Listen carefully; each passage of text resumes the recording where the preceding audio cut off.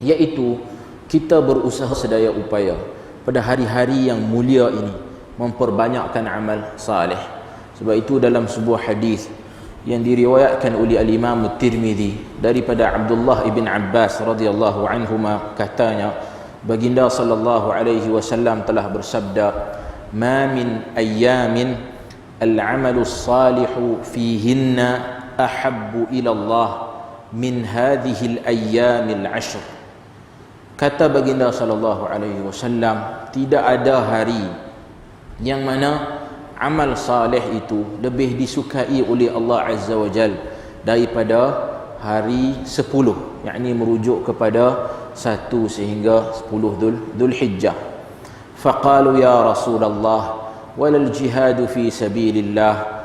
Kata para sahabah, wahai Rasulullah, adakah termasuk juga jihad fi sabilillah? Maknanya amal saleh pada 10 hari tersebut lebih mulia dan lebih afdal daripada jihad fi sabilillah. Kata baginda sallallahu alaihi wasallam, walal jihadu fi sabilillah. Termasuk juga maknanya jihad, walaupun jihad fi sabilillah, tapi amal saleh pada hari yang 10 itu lebih mulia dan lebih afdal di sisi Allah Subhanahu wa taala. Kemudian kata baginda sallallahu alaihi wasallam, illa rajulun kharaja bi nafsihi wa malih falam yarji' min dhalika bi syai'. Melainkan seorang lelaki yang keluar berjihad dengan dirinya dan juga harta bendanya, dan dia tidak pulang dengan apa pun, sama ada nyawanya dan juga hartanya, maknanya dia gugur syahid dalam peperangan. So ini menunjukkan, daripada hadis ini menunjukkan betapa besarnya fadilat hari-hari ini, yang mungkin di kalangan kita menganggap bahawasanya hari-hari ini tidak ada bezanya dengan hari-hari yang lain. Kemungkinan di sisi kita disebabkan mungkin kekurangan pengetahuan yang ada pada kita, ataupun kurangnya kesedaran pada kita, kita menganggap bahawasanya hari-hari ini adalah hari-hari yang biasa sahaja, seperti mana hari-hari yang lain yang kita lalui. Kalau nak dibandingkan dengan hari-hari yang lain yang mana kita begitu mungkin bulan Ramadan dan sebagainya, sebab itu para ulama ada membincangkan tentang perbandingan antara 10 hari dalam bulan Dzulhijjah dan juga 10 hari dalam Ashra al-Awakhir, iaitu 10 hari yang terakhir dalam bulan Ramadan. Mana satu yang lebih afdal? Adakah yang 10 hari Ramadan ataupun 10 hari awal Dzulhijjah? Sebahagian ulama kata 10 hari 10 malam dalam bulan Ramadan, 10 hari yang terakhir dalam bulan Ramadan, dia afdaliyah ya, disebabkan adanya malam Lailatul Qadar. Dan mulianya 10 yang terakhir disebab 10 hari dalam bulan Dzulhijjah, awal Dzulhijjah, disebabkan adanya hari Arafah. Dan mereka kata kalau nak buat perbandingan antara dua ni, boleh jadi kita kata yang 10 yang dalam 10 hari yang terakhir dalam bulan Ramadan, malam-malamnya lebih afdal, dan 10 hari yang terakhir dalam 10 hari yang terawal dalam bulan Dzulhijjah ni, siang-siangnya lebih afdal, kerana melihatkan kepada hari Arafah itu berlakunya di tempoh waktu siang hari, yang mana orang jemaah haji, para hujjaj akan berwukuf di Arafah bermula apabila masuknya waktu zuhur pada hari 9 Zulhijjah, dan sehinggalah terbenamnya matahari, masuknya waktu maghrib, para jemaah haji akan meninggalkan Arafah dan mereka akan pergi ke Muzdalifah, seperti mana yang dilakukan oleh baginda sallallahu alaihi wasallam. Baik, apa yang boleh kita buat pada 10 hari ini? Tidak ada satu ketetapan yang khusus. Sebaliknya disebut al-amalus salih. Atas dasar itu para ulama mengekalkan keumuman perkara ini, maka kita boleh lakukan apa sahaja amal salih, kan? Memperbanyakkan zikrullah, tasbih, tahlil, takbir.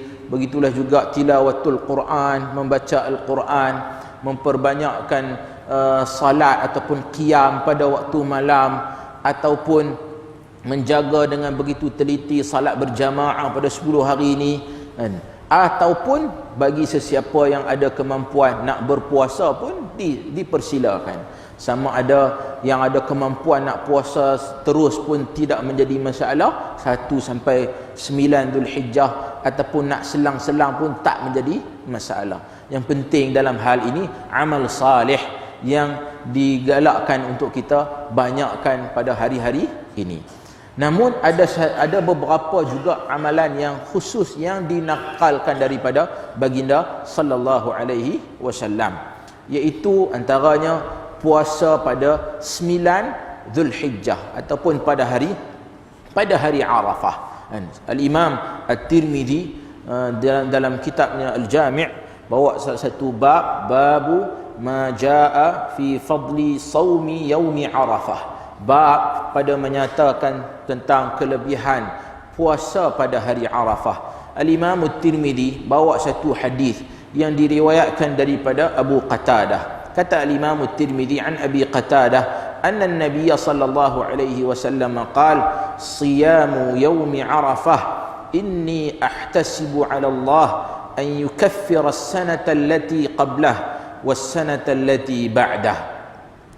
Kata baginda sallallahu alaihi wasallam, siyamu yaumi Arafah, puasa pada hari Arafah, inni ahtasibu 'ala Allah an yukaffira as-sanata allati qablah was-sanata allati ba'dah.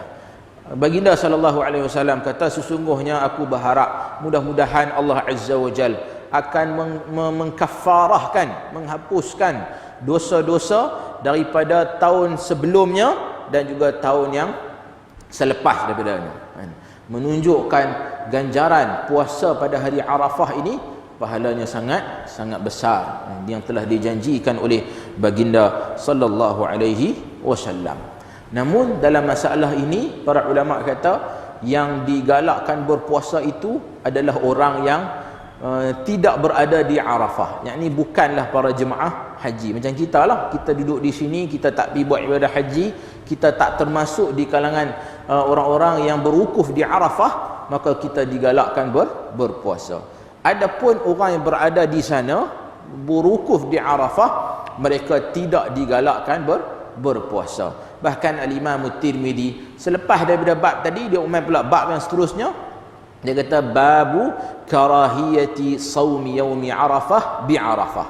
Bab makruhnya berpuasa hari Arafah di Arafah. Maknanya orang yang berada di Arafah, mereka tidak digalakkan berpuasa di Arafah. Sebab itu diriwayatkan daripada Nabi sallallahu alaihi wasallam, baginda sallallahu alaihi wasallam pada hari Arafah baginda buka puasa, baginda makan minum di hadapan orang yang lain. Nabi minta dibawakan susu dan Nabi minum di hadapan sahabat-sahabat yang lain, menunjukkan bahawasanya puasa Arafah adalah bagi orang yang tidak berwukuf di Arafah. Adapun yang berada di Arafah, mereka dikehendaki memberikan tumpuan yang sebaik mungkin untuk melakukan amal salih, zikrullah, berdoa kepada Allah, mengambil kesempatan berada di Arafah. Dan kita pun tahu bahawasanya Arafah, wukuf di Arafah adalah salah satu daripada rukun-rukun haji. Al-hajju Arafah, kata Nabi sallallahu alaihi wasallam. Haji itu adalah Arafah. Maknanya kalau tidak ada wukuf, tidak berwukuf di Arafah, tidak ada haji. Menunjukkan kepentingan dan kemuliaan Arafah itu sendiri. Hadirin hadirat yang dirahmati Allah sekalian, oleh itu kita dah bermula pada hari ini jadi ambillah kesempatan untuk memperbanyakkan amal salih pada hari-hari ini, dan kita doalah kepada Allah Azza wa Jal, mudah-mudahan Allah Subhanahu wa taala memberikan kekuatan untuk kita memperbanyakkan amal salih pada hari-hari ini. Dan juga kita doa kepada Allah, kalaulah kita ni di kalangan orang yang belum dijemput oleh Allah Azza wa Jal untuk menunaikan ibadah haji, kita doa mudah-mudahan Allah Ta'ala permudahkan urusan kita dan luaskan rezeki kita. Mudah-mudahan kita dapat pergi menunaikan ibadah haji.